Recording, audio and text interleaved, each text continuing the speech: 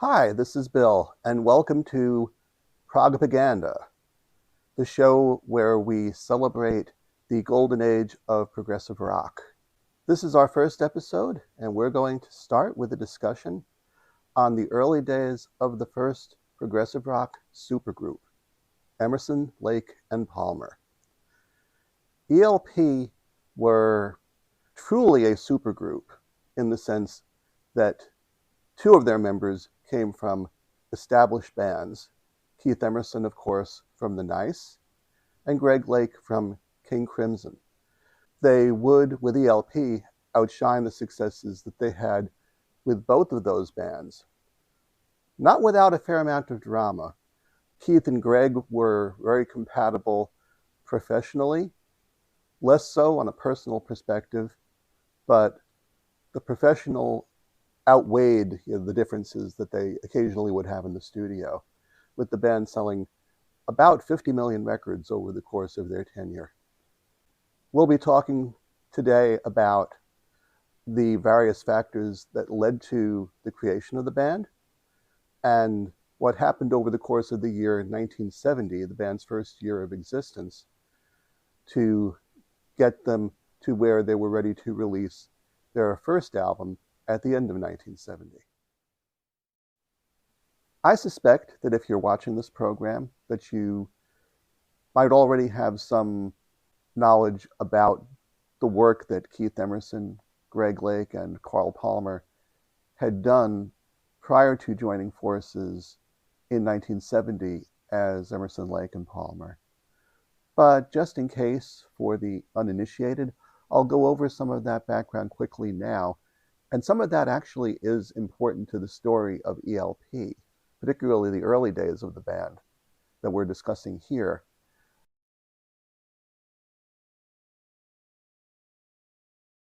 Keyboard player Keith Emerson directly joined ELP following his work with The Nice.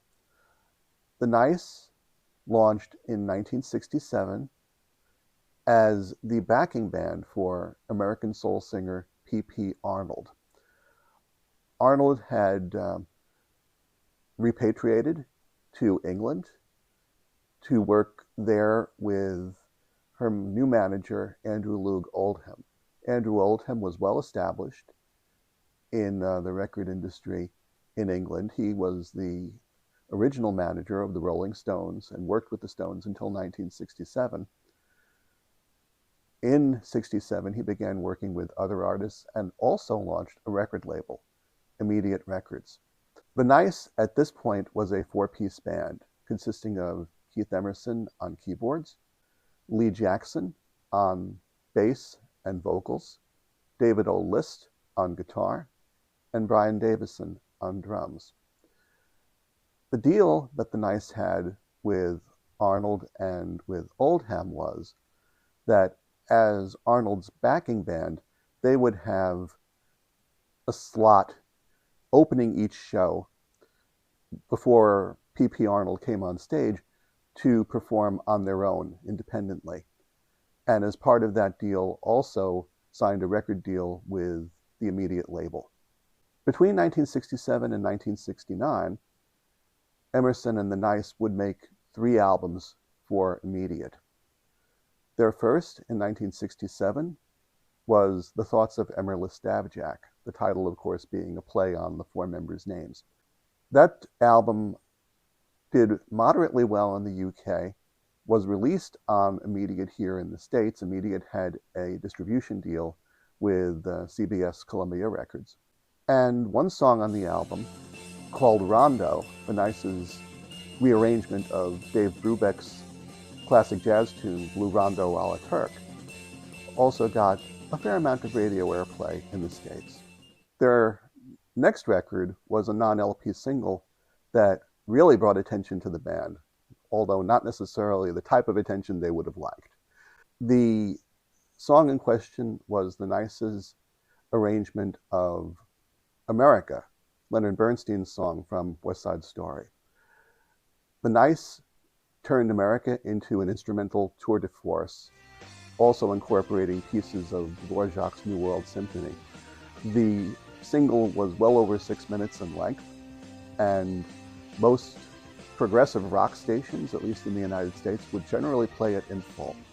It became a controversial piece for the band, particularly in England, after, at a concert at the Royal Albert Hall, Keith Emerson set fire to an American flag, which got him and the Nice banned from Albert Hall for some years as a result. But they definitely got some public notoriety from this. They immediately followed with their second album in 1968, Ars Longa Vita Brevis. By this point, David O. List had left the band, and the Nice carried on as a keyboard, bass, drums trio with Lee Jackson providing vocals. This lineup continued into 1969 with their third album, simply called Nice. In the United States, there were some packages of the album that had the title Everything Nice as Mother Makes It. And that album was notable for inclusion of several tracks that saw a fair amount of radio wave play. The Nice's version of Tim Hardin's Hang On to a Dream was very popular on progressive rock radio stations. The album also included a live version of Rondo, the Dave Brubeck tune from the first album, and a lengthy take on Bob Dylan's She Belongs to Me, which again got them a fair amount of notoriety. A lot of people covered Dylan back in the late 60s. Nobody quite did it to the extent in terms of length and in terms of virtuosity that the Nice was doing.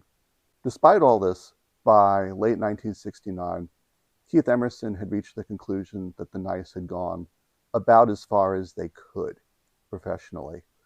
Their records really had not crossed over to the American market very well.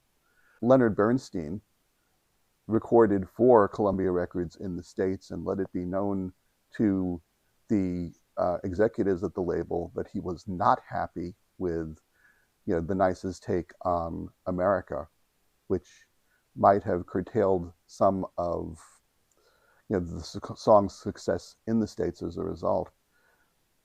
At the same time, the Immediate Records label was failing and ultimately went bankrupt. The Nice claimed after the fact that they did not make any money whatsoever other than weekly per diems during their time with Immediate. Finally, from a professional perspective, Keith Emerson had become concerned that his prospects within the Nice were limited. He was particularly concerned about the prospect of working further with the Nice's bassist, Lee Jackson. Lee Jackson had become a very good friend, and he was a more than competent bass player. But he was not a particularly good lyricist, and his vocal range was severely limited. He had a distinctive voice, but it wasn't particularly tuneful, and he didn't have a wide vocal range. Between that and the weakness of the lyrics, Emerson felt that the Nice would probably be restricted to performing covers of other people's works, which he felt was not, from a commercial perspective, where he wanted the band to be. He was looking for bigger and better things at this point. And so he made, somewhat reluctantly, the choice to begin to look for other alternatives in 1969. By this point, the Nice were now managed by Tony Stratton Smith, who was an ex-sports writer in the British press who gravitated over to the music business to manage bands and ultimately would found a record label, the famous Charisma label, Charisma Records. Emerson asked Stratton Smith what he thought about the prospect of moving forward, and in particular asked Stratton Smith for his opinions on who might be worthwhile to contact as a potential replacement for Lee Jackson and the Nice, or possibly as a bandmate to launch a new band with. Stratton Smith named three alternatives. The first, the one that looked probably the strongest at the outset, was Jack Bruce. Jack Bruce, of course, was well known as the lead singer and bass player with the group Cream. He was an established songwriter. He wasn't a lyricist himself. He relied on a partner, Peter Brown, for that. But he was able to come up with consistently strong songs, both in Cream and at this point as a solo artist. By the time that these discussions were taking place, Jack Bruce had already completed work on his first album as a solo artist, Songs for a Tailor. Emerson approached Jack Bruce, and Bruce was more than interested in working with Keith, but he wanted to maintain his songwriting relationship with Peter Brown and basically wanted to call the shots as far as the band's commercial direction was concerned, which to a certain degree is understandable. Cream were international superstars. This was not an alternative, though, that Emerson wanted to pursue. He definitely wanted to have more input in the band's direction than that. So he went on then to alternative number 2. That was the bassist with Yes, Chris Squire. In late 1969, Yes were well regarded, but just getting started. They had just released their first album on Atlantic Records in both the UK and in the United States. It had not done particularly well, but it had gotten decent reviews in the press. As a result, Squire felt somewhat reluctant to change gears. He was a founding member of Yes and had a fairly large voice in the direction of that band. He also had not really worked as a lead singer before. Chris Squire had provided backing vocals, vocal harmonies on many Yes tracks with Yes's lead singer, John Anderson. But Chris was really not, at least at this point, an established singer in his own right, and he saw that and did not think that he would necessarily be a good fit, for Keith Emerson in this new venture. Alternative number 3 was the bass player and vocalist with King Crimson, Greg Lake. And Lake turned out to be interested in the new gig. To explain why, we probably need to go over a little bit of King Crimson's history.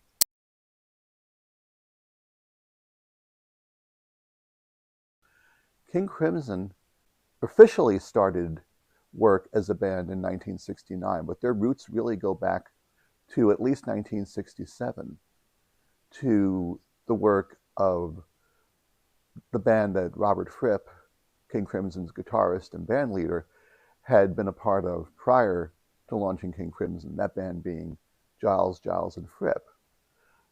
Michael Giles, who ultimately joined King Crimson as their drummer, his brother Peter, who was primary singer and bass player, and Fripp worked together for about a year and a half or so as Giles, Giles, and Fripp. They landed a record company contract with the Decca Record Company, specifically Decca's DRAM subsidiary, which also worked as a subsidiary of London Records in the United States, and released one album and a couple of singles. These recordings didn't really go very far, and Giles, Giles, and Fripp recognized that they needed to move forward with some additional instrumentation, possibly a stronger singer, in order to be able to move forward. They went through a few configurations, most notably bringing on multi-instrumentalist Ian MacDonald, who with him brought a keen interest in a new musical instrument on the pop music scene, the mellotron, which figured tremendously in King Crimson's work. And also, the band brought in Greg Lake. Greg was an old friend of Robert Fripp's from the town of Dorset in the UK. They, in fact, had taken guitar lessons with the same guitar teacher, Don Strike, who, in addition to teaching Fripp and Lake, had also, along his time as a teacher, worked with Andy Summers, who at this time was the guitar player in the Animals, eventually became, of course, guitarist with the Police, and with the folk rock artist Al Stewart, who in the 1970s made some very successful recordings with Alan Parsons. Lake was primarily a guitar player. He really hadn't played bass before in a band context, but he was fairly well renowned on the music scene as a singer. He in particular had made some strong recordings with a band called The Gods, a band that essentially was the predecessor to what would in the early 1970s become Uriah Heep. Fripp was aware of Lake's talent and brought him into King Crimson effectively as their lead vocalist. He recognized that it probably was not going to go down very well with Peter Giles to give up the vocal seat, and so his ultimate proposal to Lake was that he would come in as lead singer and as bassist, which effectively forced Peter Giles out of the group. This group of musicians, Fripp, Lake, McDonald, and Giles, along with a songwriting partner to provide lyrics to the group, Peter Sinfield, created King Crimson's first album in 1969, In the Court of the Crimson King. Before the album was even made, there was a lot of buzz around King Crimson. In particular, when the band first started playing shows in the Greater London area in the spring of 1969, they got a lot of great press from the New Musical Express, Melody Maker, and the other British periodicals of the day. So much so that they were able to land a spot at the Rolling Stones free concert in Hyde Park. This was a huge concert for a few reasons, not the least of which was it was effectively the first show that Mick Taylor played with the Stones after the dismissal of Brian Jones from the band. And the show also took place 2 days after Brian Jones's untimely death by drowning. So as a result, the show was very, very well attended. There are estimates that as many as 500,000 people were in Hyde Park for that show. King Crimson, by most accounts, were the strongest band on stage that day. As a result, King Crimson's first album was awaited with anticipation by fans and by the music press, and it did exceptionally well. It was a top 10 album in the UK.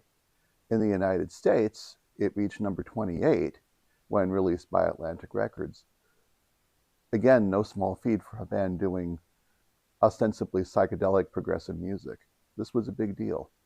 Upon being approached by Emerson for his new project, Lake expressed an interest, but he also, at least in Emerson's eyes, expressed some level of arrogance.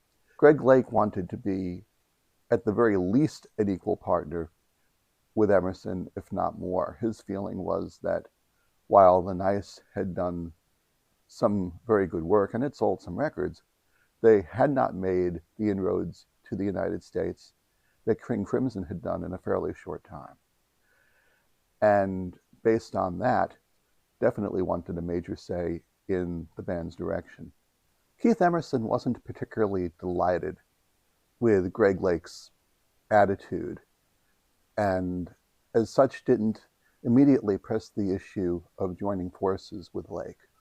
But he did definitely appreciate what Lake's voice could bring to a new band, and so he kept the conversation open. It was convenient for Emerson and Lake to do that. King Crimson and the Nice in late 1969 co-headlined a tour of the United States where the two bands would frequently mingle, and in particular where in San Francisco in December of 1969 at the Fillmore West, Emerson and Lake famously played together on stage, apparently at a sound check, where the two of them found immediate chemistry in working together, which definitely piqued Emerson's interest in the possibility of moving forward.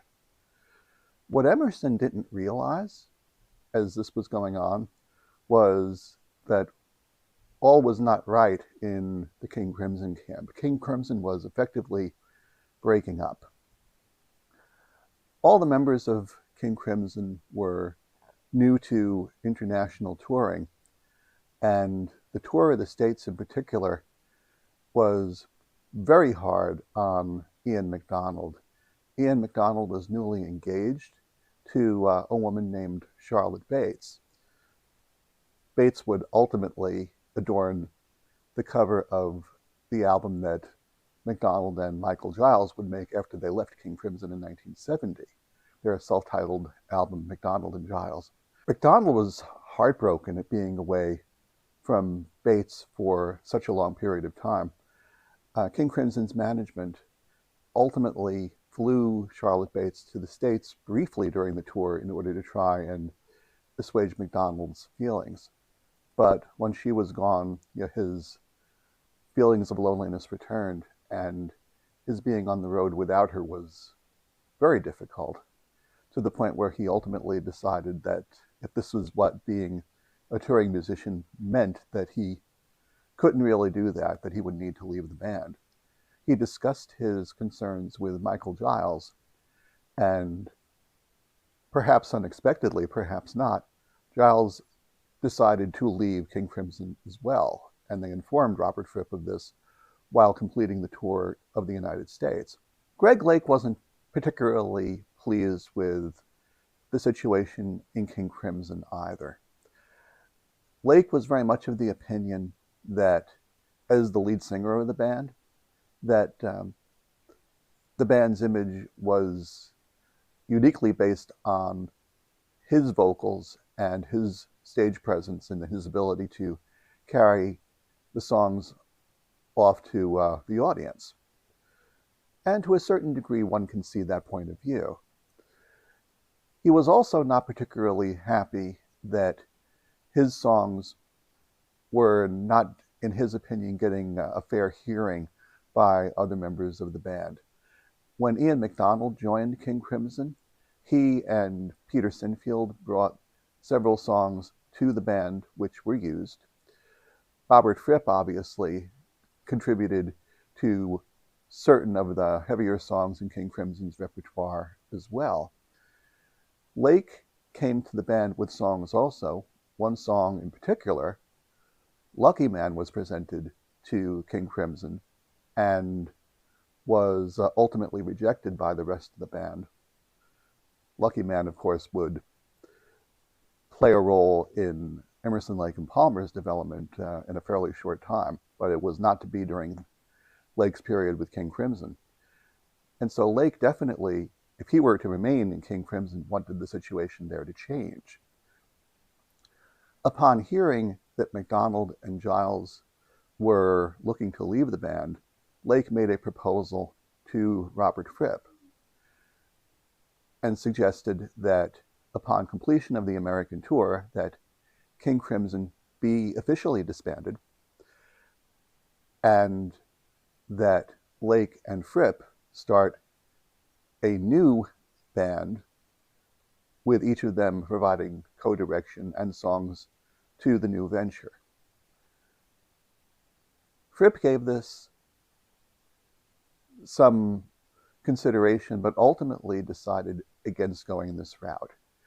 He felt that King Crimson at this point was an established brand. They had a solid recording contract through their management.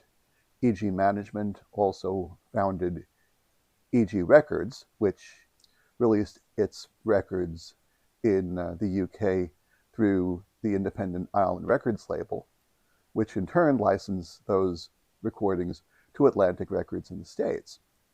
Atlantic had become one of the big labels for breaking British acts in the United States.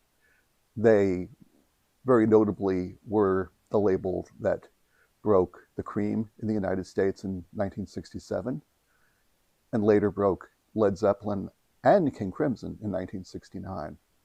So Crimson's situation was one that Fripp felt was safest to keep in place moving forward, and told Lake as much and politely declined his offer.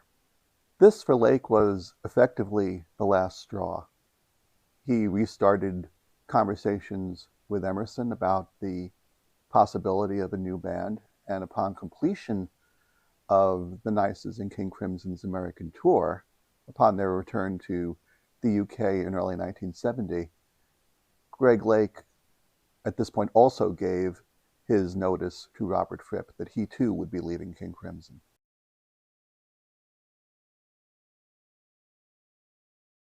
In order to proceed with their new band, Emerson and Lake needed to take care of various pieces of unfinished business with their current bands. In Emerson's case with the Nice, there were several concerts and activities scheduled in the early part of 1970 that needed to be addressed. The first of these that was, in retrospect, very significant was in February of 1970, the Nice made its first and only American television appearance for NBC TV in Los Angeles on a program called Switched On Symphony, in which the Nice played Leonard Bernstein's America, backed by a full symphony orchestra conducted by Zubin Mehta. This was not the first time Emerson worked with an orchestra. The Nice had made recordings with an orchestra prior, and those ultimately would be released during 1970 once it was known to the public that the Nice had ceased operations. But at least at this point, the Nice's working with the symphony orchestra, particularly for a television audience, was a pretty big deal. The second and possibly more significant thing that happened at the time was that the Nice with Emerson would perform live for the first time using a Moog synthesizer on stage. Keith Emerson had been intrigued with using the Moog going back to 1968 when he first heard the album Switched on Bach, made by Wendy Carlos, then known as Walter, working with her production partner, Rachel Elkind. Working with the Moog in the UK in 1970, and especially taking it on stage, was no small feat. While various rock and roll bands had, in both the United States and in the UK, made use of the Moog prior to 1970, no one, at least that I can think of, attempted to take one on stage until Keith Emerson did in the early part of 1970. Moogs were finicky and really weren't designed for stage work. They were difficult to program, they were large and heavy, and they were quite expensive. There weren't very many of them available to use in the UK. In early 1970, really only 2 of them were available in the United Kingdom. One had originally been purchased by George Harrison and subsequently taken custody of by the Beatles' ex-producer George Martin. The other instrument, the one which Emerson ultimately laid his hands on for work with the Nice, was managed by Manfred Mann's then guitar player Mike Vickers.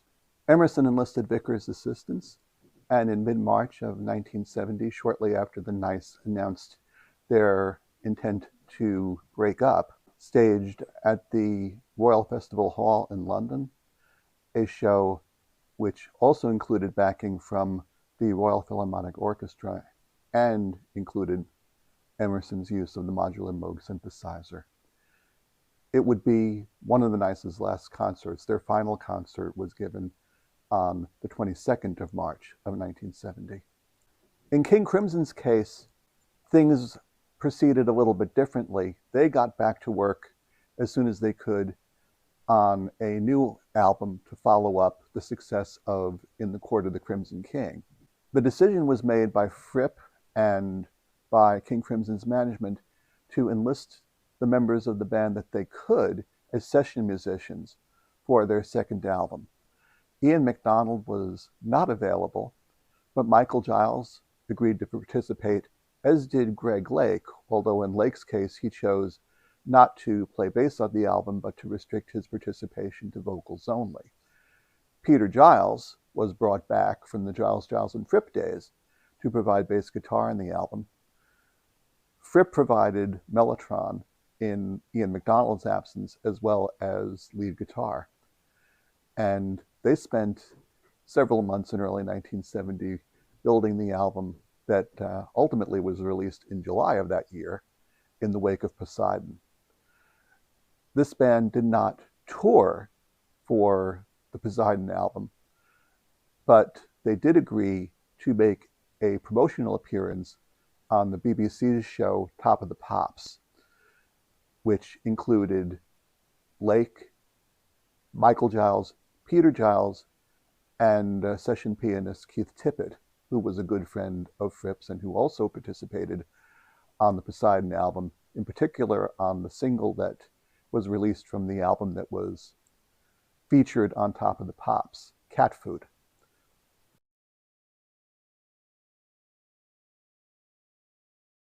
By the end of March of 1970, Keith Emerson and Greg Lake had taken care of their remaining commitments to The Nice and to King Crimson, respectively, and were free to get down to business with their new project. In order to get rolling, they needed to take care of three things. The first was work on what would be their new repertoire. Both Emerson and Lake had ideas for music they wanted to bring into their new band. Keith Emerson, in particular, had long wanted to pursue two pieces of work with The Nice and would now do so with ELP. The first was Bela Bartok's piece from 1911, the Allegro Barbaro, which in the hands of Emerson, Lake, and Palmer would become their standard, The Barbarian. The other was a more lengthy piece, Modest Mussorgsky's Pictures in an Exhibition, which would ultimately not be part of ELP's first album, but would definitely become very quickly part of their early repertoire. Greg Lake, by comparison, was interested in performing more conventional, perhaps more commercial pieces. Lake had a tendency towards folk rock approaches in his composing, and the first piece that he began work on as part of what would become Emerson, Lake, and Palmer showed those tendencies, the song in question being Take a Pebble, which would have a major presence on the band's first album and indeed would become a standard in their early repertoire for the first several years of the band's existence. The second thing the band needed to take care of, perhaps obviously, was filling out the rest of the band. There were several ideas on hand for going forward with the choice of a drummer. One direction that both Emerson and Lake were interested in was connecting with Mitch Mitchell, who had been, of course, part of the Jimi Hendrix Experience, and who, by the spring of 1970, was sporadically working with Hendrix again. Hendrix's Band of Gypsies project had broken up several months before, and at this point, Mitchell was working with Hendrix and his new bass player, Billy Cox. This was seriously discussed with Emerson and Lake having a couple of meetings with Mitchell, but ultimately the idea was discarded. In Greg Lake's autobiography in particular, he notes that Mitch Mitchell's carrying a loaded gun and making a point of brandishing it, leaving it on tables, was something that was a serious turnoff, actually scared Lake a little bit, and the decision was made not to go forward. Discussions with Tony Stratton Smith yielded the prospect of perhaps connecting with Carl Palmer. Palmer, in 1970, was working in the band Atomic Rooster with the great Hammond keyboard player Vincent Crane. Crane and Palmer had worked previously in The Crazy World of Arthur Brown, and when that band broke up in 1969, Crane and Palmer launched Atomic Rooster and were gaining some traction at the time. It took a fair amount of coercion to get Palmer loose from Atomic Rooster. He was enjoying the project. He enjoyed working with Crane. But ultimately, after some serious persuasion, particularly on Greg Lake's part, Palmer decided to make the move to join Emerson and Lake. The third decision that needed to be dealt with was around management and the possibility of a record label. Emerson, at the time that the Nice had broken up, was contracted to Charisma Records. Palmer was as well through Atomic Rooster. Lake, through King Crimson, had worked with EG Management and EG Records. And Lake was insistent that that relationship continue. He was on fairly solid ground with that suggestion from a commercial perspective. King Crimson's first album was by far the most successful recording that any of the band members had pursued to that point. And what made it, in particular, a very strong suggestion was that EG Records, through their association with Island Records in the UK, had their records distributed in the United States through Atlantic Records, who were a very well-established label and who, as we mentioned earlier, had made some great strides in marketing British bands in the United States. So working with EG ultimately was the choice that was made, and the band remained associated with EG Records for their first 4 albums. With the membership of the band now set, Keith, Greg, and Carl began rehearsals in earnest in the late spring of 1970, and at this time also began doing some work on new material. Keith Emerson in particular spent a fair amount of time on works that would ultimately find their way onto the band's first album. But one thing they needed to do fairly quickly, particularly as far as satisfying their management company and their record label was concerned, was to come up with an appropriate name for the band. Both Keith Emerson's and Greg Lake's autobiographies discuss some of the names that were posed for the band that didn't make the cut. Triton apparently was a name that Keith Emerson liked, that Greg did not. Seahorse was apparently one, silly as it sounds, was also considered. Ultimately, EG Management weighed in, and with the band's approval, the band was christened Emerson, Lake, and Palmer to take advantage of the name recognition, in particular of Emerson and Lake, who were fairly known, particularly in Great Britain.